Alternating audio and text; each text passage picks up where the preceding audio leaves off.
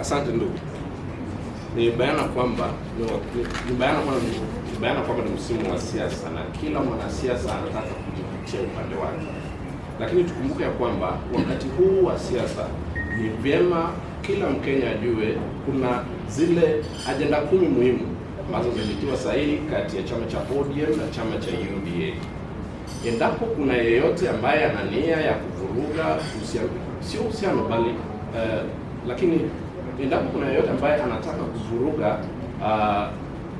zile 10 point agenda ambazo ziliwekwa sahihi kati ya ODM na UDA, haitakuwa vyema sana kwa Wakenya kwa jumla, kwa sababu kila Mkenya anataka kuona kwamba wale ambao waliathirika wakati wa ghasia za baada za uchaguzi, wale ambao kwa bahati mbaya walikufa, wamefidiwa, kila agenda inafaa itimizwe, na yeyote ambaye ana lengo ya kuhakikisha kwamba zile agenda zijatimia, haitakuwa vyema kwa Mkenya yote.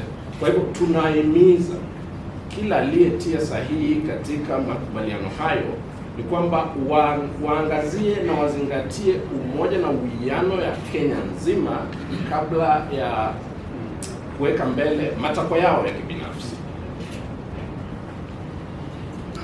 Labda mwenzangu hapa pia aongezee mawili matatu kuhusiana na jambo hilo.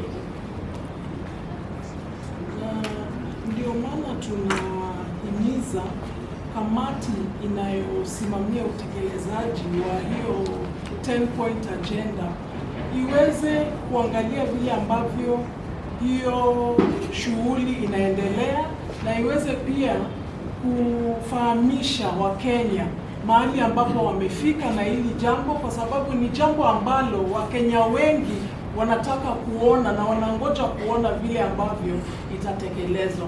Kwa hivyo sisi kama wataalamu pia tunataka kuweka uzito kwa hii mambo ya 10 point agenda, kwa sababu tukiendelea kama nchi tunatarajia uchaguzi, na mambo ambayo yatakuwa ya kipaumbele katika uchaguzi unaokuja ni mambo hayo ya 10 point agenda.